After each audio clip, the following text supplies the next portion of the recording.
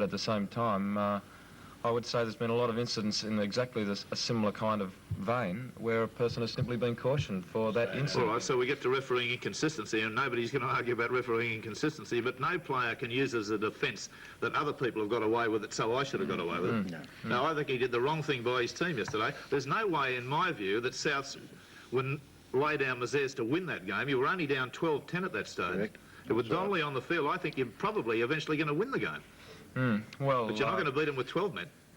Well, actually, yesterday we probably played better with 12 men. I'm not saying because Dallas was off, but we seemed to suddenly spark ourselves to life. But certainly, I mean, any time, 13 men is better than 12 men. Yes, he got set off and cost you 2 points the same in the bargain. That's right. They kicked the goal. Yep. Well, Western South from yesterday and the coverage of it, there was some splendid football and interspersed with some pretty ordinary football from both sides, because both of you had big performances the previous week. Your team's performance against Parramatta was top class, a great 40 minutes.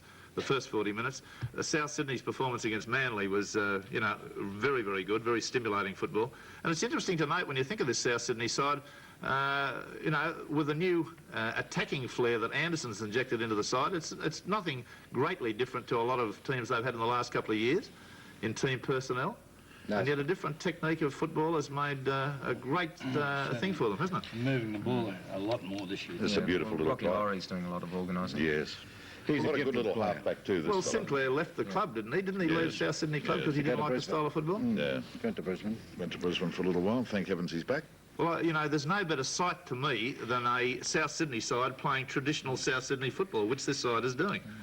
And they're going to cause a lot of problems to, as you've already said, Warren, they're going to cause problems to anyone. I mean, Canterbury, look out next week. But I think it's their defence, really, that I'm amazed at. I think by the size of them, as you pointed out, Warren, early in the game, last week's their defence was good. I thought yesterday their defence, I thought that was the winning of the game yesterday. Yeah. They scored 3 tries each. Their defence was very good. In the paper they've called them swarming ants, I think, which is probably reasonably true. What a good But we did see gaps in South yesterday. I think it was our lack of exploiting the chances when we had the chances yesterday. We could have still won that game well and truly yesterday. Yes. As much as West never played as well yesterday as they did the week before, neither did South, I don't think. They tackled terrific. Now, it's hard to pull two top-line performances back-to-back, isn't it? Yeah, of course it is. But they played well enough yesterday, didn't they? Now, at 10-5, with the bell ringing at half-time, to go in at 10-5 after having been 5-all, I would have thought you'd have gone on from there, but then... Beautiful pass from Nathan Gibbs when he just about to hit the ground. Neil has proven himself a very fine footballer for South Sydney. And this little bloke must have given you the horrors all day long. 6 goals. Did last round too. You hear the old cliche team spirit, but South Sydney have got a will to win now. It's very, very noticeable. And can you buy it, Ferris? you can't buy it, Rex. That is the one thing you cannot buy. And it's good to see South Sydney, because South Sydney are an attacking side, and now they've got the double with the defence. They're going to give it a shake if they get in. Yeah. Now, John Rebo's form since he's gone on the wing this year, Warren, as the captain of the side, must be great. As another wing three-quarter opponent, you mightn't be quite so happy. I'm very jealous. Very good. Well, he's got a bit of size on you, hasn't he? I mean, he's basically a forward, but he's as quick as most backs. John's playing very well. I think he's scored a try almost every week since he's been on the wing. He just explodes down that touchline. And the audiences too. If he gets about 3 or 4 metres to wind himself up, he'd be a horror to try and get on, because he lifts his knees so high. He's such a strong fella. Yeah. That's his 11th try yesterday. Yep. Yes, indeed. Now, there are a couple of things I just want to show you out of the game that have impressed me too. One involving Warren Boland. I like to see a captain thinking quickly. This incident early. Now, this to me was very good football, Warren, and shows that you're not just a pretty face. You've suddenly been told by the referee that it's a quarter-line drop out, a quarter-line restart, and you get on with the job quick, and you take play back beyond, well, it did eventually end up around halfway.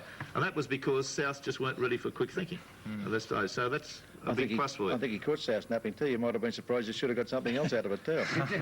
Did you? Yeah, He may have played the advantage there. What do you think, The only Chop? fella he didn't beat out there was Hartley. He ran out the side. He was alongside me. At least I knew he was with me, so that there wasn't going to be any worries about taking the tap. South's had this bit of misfortune when Squadrito got his body through the pass, and the pass was forward, and then, unfortunately for Walsh, he did drop it anyway.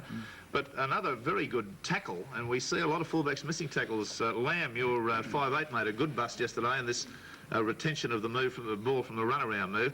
And I thought this is as good a head-on tackle as I've seen this year from a fullback.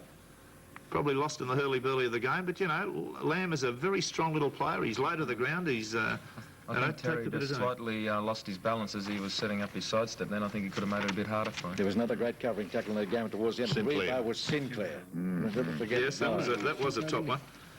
Now, we've had so many phone calls this morning again. We did raise the point last week on Ron Gitto putting himself in an offside position from kickoffs. Yes. He still did it all day. And he did it all day again yesterday with number one referee. But the previous week he did not. Well, we asked the referees, I forget which referee it was, early in the season, I think probably more than once in consecutive weeks, we asked the referees if it was okay. And at that stage they said yes. I think there was one referee since penalised him for it. But, I mean, where's your body end? I mean, if one foot's kicking the ball and the other foot's on the other side of the halfway line, I mean, are you offside or not? It's all the one body. Your legs are, you know. Well, in front of the ball. He's in front of the ball. Yeah. But the previous week when you played Parramatta was obviously that the referee must have told him to get behind the ball because he didn't all day. He was behind the ball when he kicked it. He didn't kick round the corner in the previous week. Well, as I said, Ron may have asked the referee again last week, but he has asked the referee, you know, each week. Well, I'd love the referees to make a strict ruling on this, not only for Gitto's sake, but for everybody's sake, so we know where we are. Well, they're talking about it. I don't think he's gained any unfair advantage at all. There is a rule, isn't there? Yeah, there is. There is a definite rule, and surely, you know. But I can't see personally. To put your best in. Yeah. It mightn't have been our best game, but it's certainly the competition points were. Two of the players that are continually putting their best in, but you don't read much about them. You certainly don't hear a lot about them. I'd like your opinion on your evaluation of both these players. To South Sydney are the centres, Joe Squadrito and Gary Wright. How do you analyse them as far as South's form goes? Well, they're certainly a very big part of our winning way at the moment. Do you never see either of them running 40 metres or putting wingers in for 30-metre tries? Yet they're always there, they're in position, they're steady in defence. Oh, the defence is the big go. But I think their attacks, you know, on their day they're very devastating players, but their defence is the key to our good back line at the moment, like the way we're firing. We're very steady in the centres. Weren't sure what we're going to do. We were short of centre, really, and Gary Wright's moved from 5-8 to centre, and he's filled in there very well, you know, and we're very happy there. Everyone's filling in well. Yeah. Well, David, yesterday, your solo try, the try you made for Gibbs, that beautiful cover defending tackle that cut the feet away from Rebo and made you a very snappy player. Now we'll make you a very snappy dresser with a Sax Altman suit. Congratulations to you. Thanks very much, Frank. All right, you go along to Sax Altman, David, and they'll fit you out in a suit like that and make you look as smartly dressed as you are on the show today. Thank you. Congratulations.